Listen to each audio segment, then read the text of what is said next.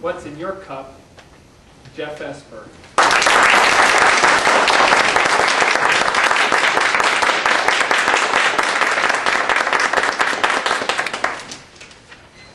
When I was just a little boy, I had a vivid imagination.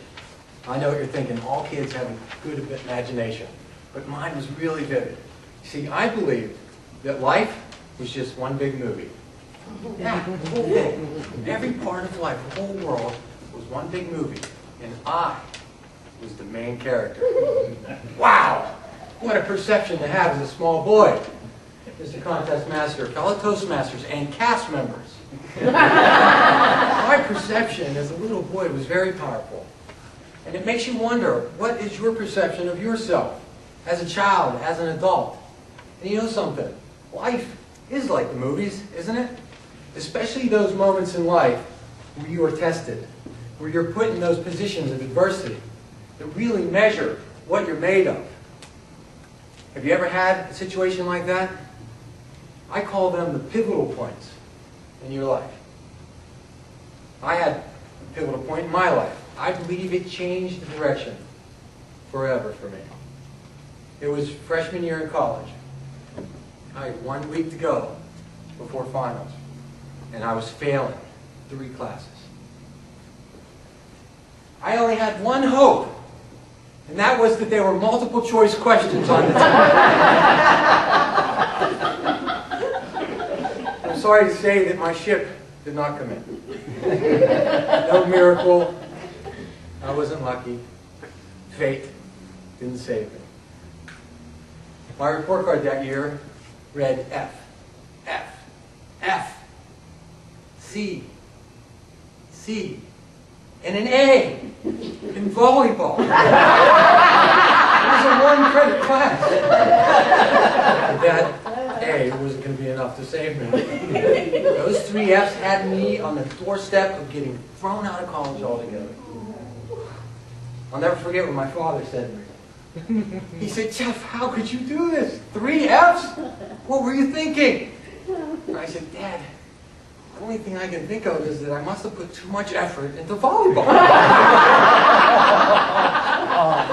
But that wasn't going to work with the dean. No. We had to meet with the dean for him to determine whether or not I could stay in college. This was serious business.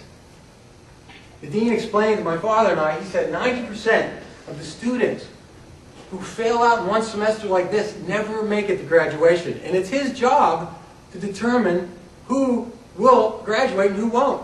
He's measured by graduates, not by failures. Now he said if you're allowed to stay in the school, you're going to have to take an extra class in the summer. You're going to have to take extra classes next year. And it's really going to matter just one thing. Do you want it? He said, what do you want? Now I sat there and I thought about this because you have to understand some background here. I wasn't a great student in high school. I barely got into college. The first semester, I barely squeaked by. I was supposed to do better in the second semester. And I failed. The truth is, I really didn't think I could do it. But, ironically, my mind drifted back to the first semester. I had a class. It was called Creative Writing. And we were studying these little stories and writing essays about them. And this story that came up into my mind was called A Cup of Tea. And it went like this. Nanin was a Japanese master. One day, a college professor was coming to inquire about Zen. And Nanin served tea. He poured his visitor's cup full and then kept on pouring. Watching the overflow and no longer able to restrain himself, the professor said, "My cup is full! No more will go in." And then Nanin explained. He said, like this cup, you are full of your own opinions and perceptions. How can I show you Zen unless you first empty your cup? How can I show you Zen unless you empty your cup? Now what do you think was in my cup? Now I know what you're thinking, freshman year, beer. But that is a different cup. Not that cup. No, what was in my cup was a low opinion of myself. How did I view myself? I saw myself as the kid who struggled, The kid who barely got into college that wasn't smart enough to keep up. Those classes, I stopped going to them. Not because I was lazy, but because I was embarrassed. Because I couldn't keep up, I gave up. How many times have you not accepted the challenge and gave up before you gave yourself a chance? And that was the guy sitting in that chair that day. And I realized that at that moment. So when he said, Jeff, what do you want? I said, I want one more chance. You give me one more chance. Because I don't want to be the kid who struggled and failed.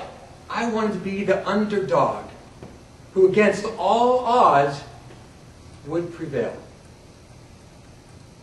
You see, that day my perception changed and I learned a valuable lesson. That if you aren't happy with where you are in life, if you want to change the direction of your life, you have to change your perception. In order for anything to change out there, it's got to change in here first. Doesn't it? So I ask you, how have your perceptions brought you to the point in your life? And how will you deal with the next sets of adversities that you face? See, when I was a little boy, I was right. I am the main character of my life, my movie. Just you are all the main characters of yours. And it is way better to be the main character of your own movie than to be a cast member of somebody else's. Isn't it? So, how will you perceive your character? How will you handle the adversities of life? How will your movie play out? You see, I realize that it all depends on just one thing.